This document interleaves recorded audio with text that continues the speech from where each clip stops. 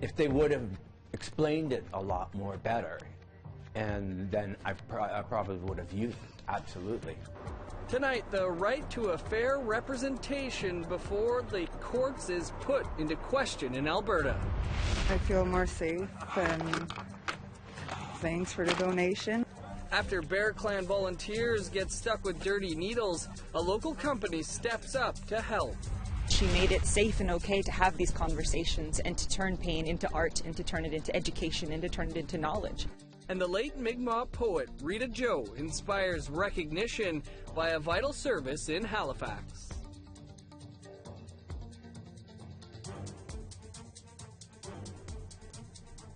Good evening, welcome to APTN National News. I'm Dennis Ward. It's been nearly a year and a half since severe flooding washed out part of the railway to the town of Churchill. For the first time this week, the community saw a train roll through the northern Manitoba town. And as Brittany Hobson shows us, this means new beginnings for the once stranded community. It is through the sheer will of the people of the North coming together in such a positive way that has allowed us to be here today. Assembly of Manitoba Chiefs Grand Chief Arlen Dumas echoes the hopeful mood in the northern town of Churchill.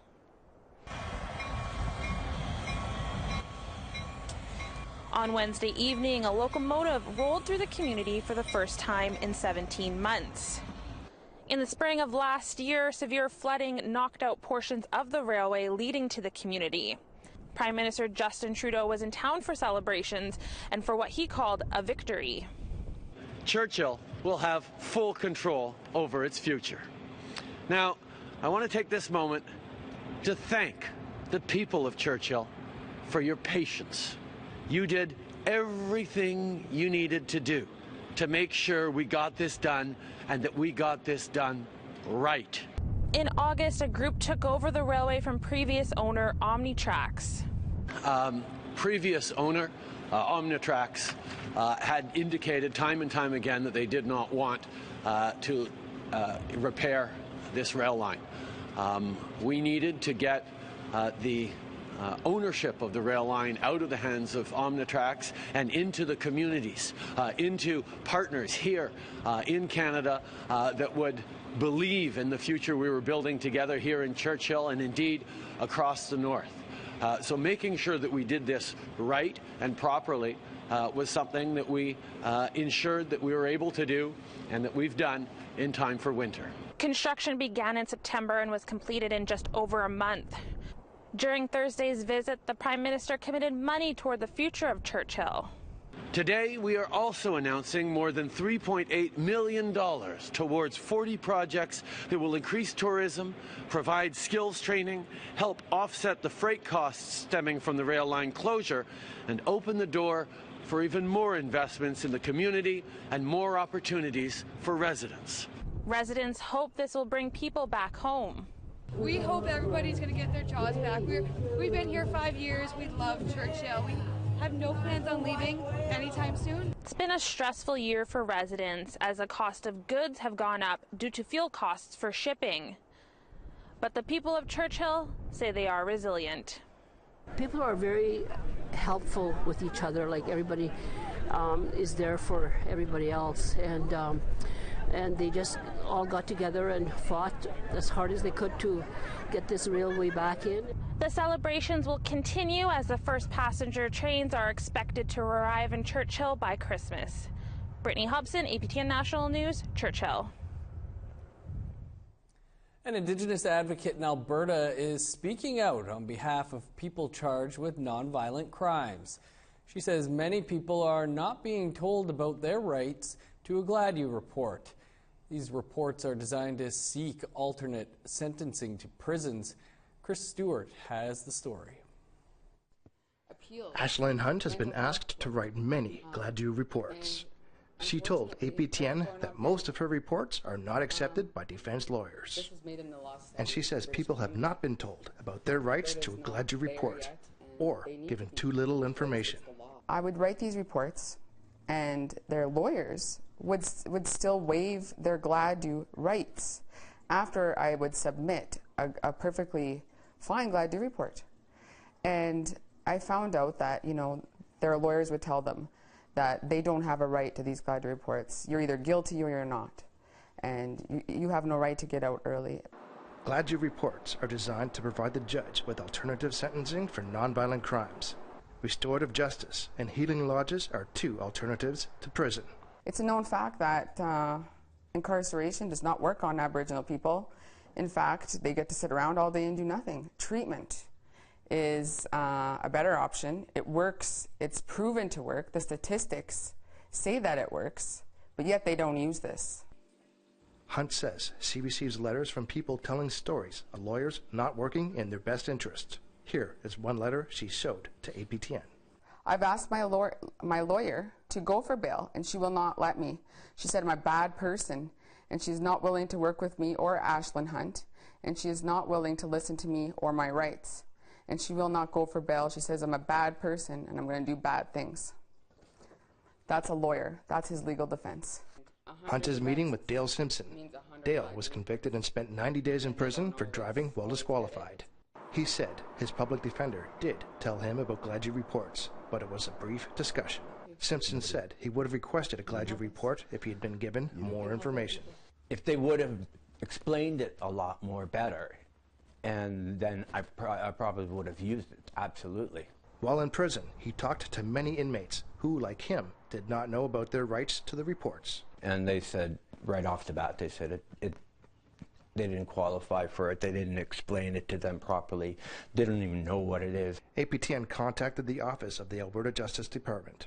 They provided a statement which said, in part, what information is shared between an accused person and their legal counsel is, however, privileged information.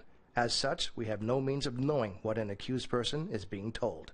The statement goes on to say, the accused can make a formal complaint about being denied a request for a Gladue, upon which Alberta Justice and Solicitor General would become involved in the matter. The letter states they are not aware of any complaints and that the number of Gladue reports has risen from 264 in 2014 to 705 in fiscal 2018. That letter is a small comfort to Dale Simpson.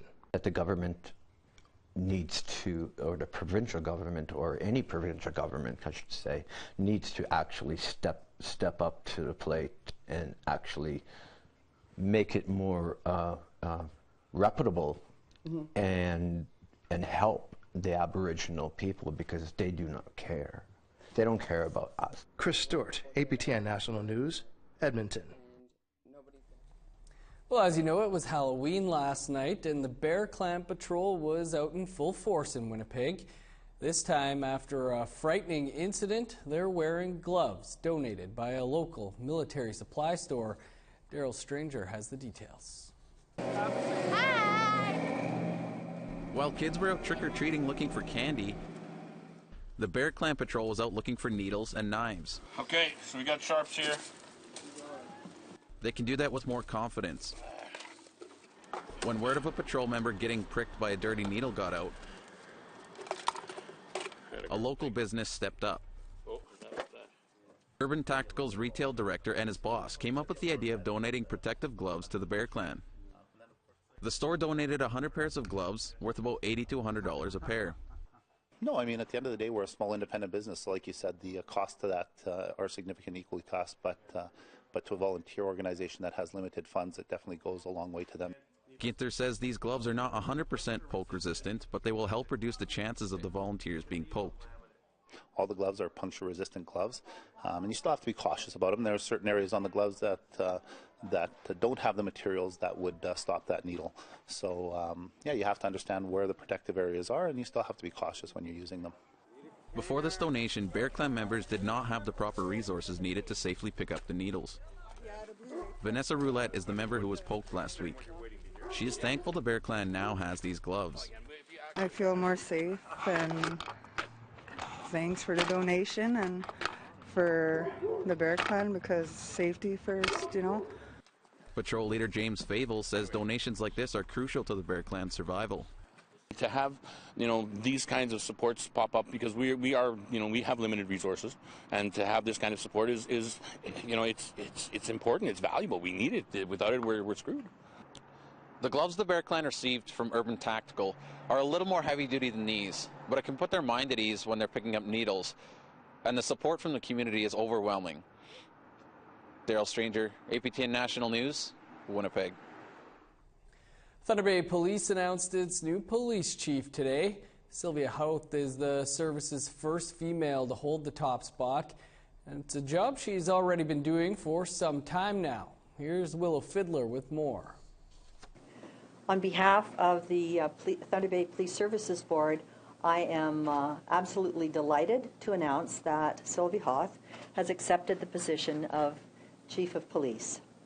A national search that ended with a unanimous decision by the board and an announcement that came to the surprise of no one. A 25-year veteran of the Thunder Bay Police, Houth has been acting chief for much of the last 2 years. She replaces retired Police Chief J.P. Levesque, who left the service last spring, months after he was acquitted on charges of breach of trust and obstructing justice. Sylvie was the best person for this job. Now, we know that the role of the police chief in Thunder Bay is pretty challenging, lots of complicated issues. Both the service and board have been under investigation by the province's police watchdogs for how they police Indigenous people and for its oversight of the service. But as they anxiously await for those reports, DOJAC is confident in the direction of their new leader. She showed a real understanding of the issues in the community. She showed a real deep commitment to working with community partners. Houth said being at the community table is key to the service's success. We can't do it alone. The challenges that we have and everything that we see in terms of socioeconomic issues in our community have a huge impact on our day-to-day work and on our resources. So unless we are at the table with all of those agencies and partnerships, we will not be successful. The board chair said they're also committed to working on the Truth and Reconciliation's calls to action and recommendations from the 7 Youth Inquest. Houth will be sworn in officially on November 20th. Willow Fiddler, APTN National News, Thunder Bay. Renowned artist Christy Belcourt says her art is being ripped off. More on that story coming up, but first, here's a look at tonight's Nation to Nation. Hello, I'm Todd Lamoran, and here's what's coming up on Nation to Nation. The political panel of MPs talks about the death of Greyhound bus routes on the prairies. The opportunity is there for Indigenous entrepreneurs to pick up the slack. But will it be enough? As well, the Department of Employment and Social Development spends $300 million a year, soon to be $400 million, to help Indigenous people train for and find meaningful employment. But the Auditor General's report says the department has no idea if they do find jobs, and if they do they manage to keep them? That's coming up right after the national news.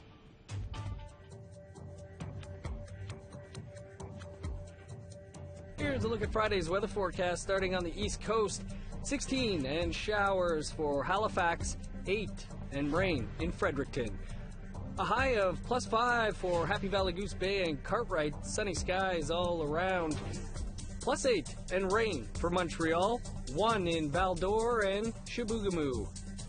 7 for Peterborough, Toronto, London, and Sarnia. Rain all around. A rain-snow mix and +3 for Thunder Bay, 1 in Timmins and Kapuskasing. In northern Manitoba, -5 for Churchill, Puckatawagan, and Thompson. -2 with snow for God's Lake. +2 and snow in Winnipeg. 0 with snow for Dauphin and Brandon.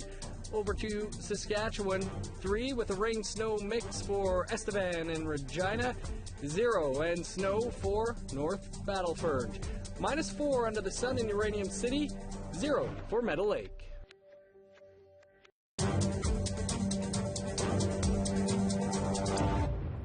Welcome back. Some First Nation leaders are calling on the Liberal government to withdraw its proposed amendments to federal access to information legislation. Today, members of the Senate Standing Committee on Legal and Constitutional Affairs were told it's a step backwards. The proposed amendments are supposed to make information more accessible, but according to Assembly of First Nations Regional Chief Marilyn Poitras, the bill will increase the obstacles Indigenous peoples face in accessing information to settle claims with Ottawa. She says the bill should be withdrawn due to a lack of consultation.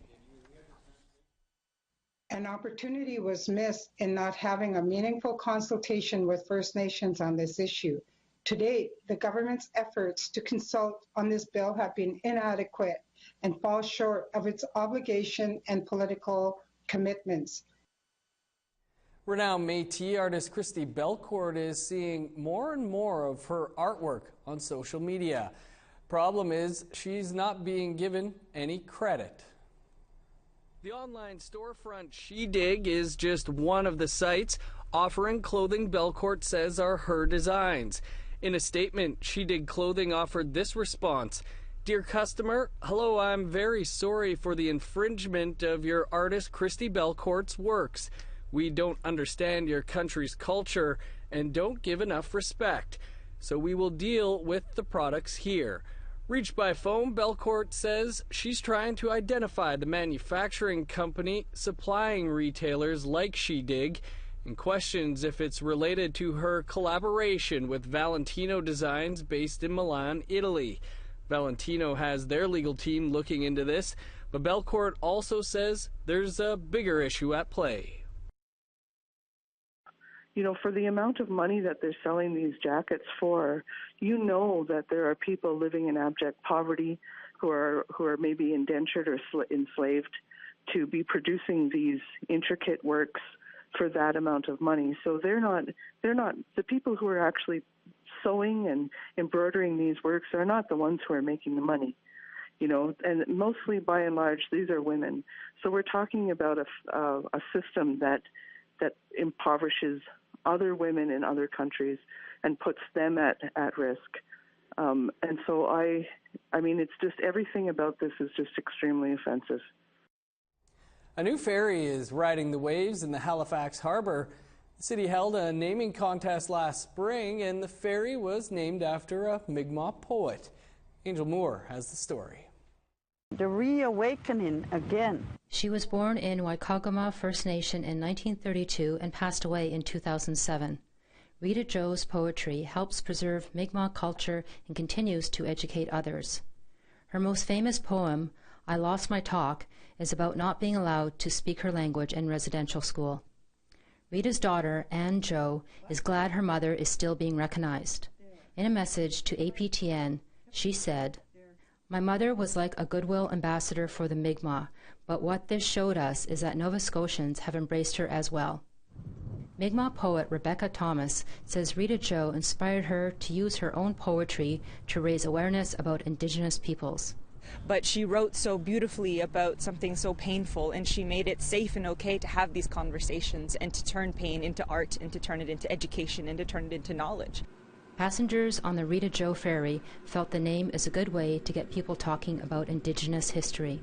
To give Aboriginal people a voice or maybe a face in the society so that they can feel like they're a part of the society. It's just really good to get people talking and becoming more aware of who they were and what happened and how things are going. Thomas says more needs to be done to take reconciliation off the page and put it into action. I would love to see more Indigenous names on things. I would love to see Mi'kmaq words on things too, not just a land acknowledgement. Every year, about 1.7 million people take the 10-minute ferry ride from Halifax to Dartmouth. Angel Moore, APTN National News, Halifax. Time for another quick break, but stick around. There's more to come, including a look at the latest episode of APTN Investigates. Here's a look at the rest of Friday's weather forecast. Picking back up in northern Alberta, snow and +1 for Grand Prairie and Peace River, 0 for Fort McMurray. 13's the high for Lethbridge with rain, 9 and showers for Medicine Hat, +2 in St. Sun for Red Deer. 13 and showers for Tofino and Vancouver, 14 under the sun for Penticton and Campbell River. +6 in rain for Smithers, 10 above with showers for Prince Rupert, -3 in Dease Lake, -15 for Dawson and Beaver Creek, -17 for Old Crow. In the NWT, a rain-snow mix and -4 for Fort Liard and Trout Lake, -11 and showers in Norman Wells. -8 under the sun for Sax Harbor and Paulatuck. Sunny, and -15 for Fort McPherson. -10 in Baker Lake. -14 and some sun for Repulse Bay. Snow in Cambridge Bay with a high of -14. -7 for Pangertung. -18 in Igloolik.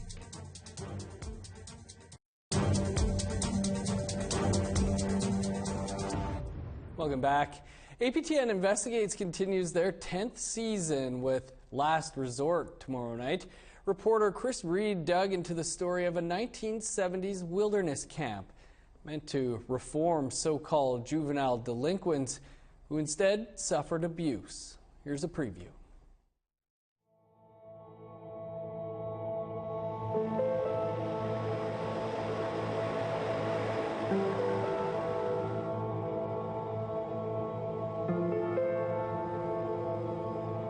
Oh, you're unclean, you're this, you're that, and then that's when the kicking and the punching and tearing our clothes off and stuff came about. I said, honey, what's the matter? And he didn't talk. He did not talk. He didn't speak. So I sat beside him and I held him, and I held him, and I held him, and I cried, and I cried, and I cried. I'm almost 60 years old. I've carried this for over 45 years. And today I want to reconcile. I want to let go.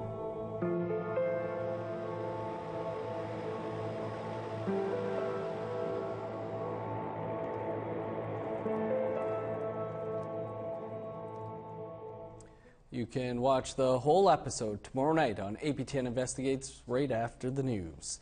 The 2018 Code of Silence Award was announced in Ottawa today. The award is presented annually to call public attention to government secrecy. According to Karen Pugliese, president of the Canadian Association of Journalists, the nomination comes from an Ottawa-based journalist. CBC reporter Dean Beebe revealed a $1.1 billion loan bailout in the auto sector. The Federal Department of Finance, headed by Minister Bill Morneau, is the 2018 recipient of the Code of Silence Award for outstanding achievement in government secrecy. And just a note, Karen Pugliese is also the Executive Director of News and Current Affairs here at APTN. And before we leave you tonight, we have a contender for coolest Halloween costume. This New Jersey man appeared to be floating on air in his Aladdin costume last night. It was all thanks to some great skateboarding skills and a very capable videographer.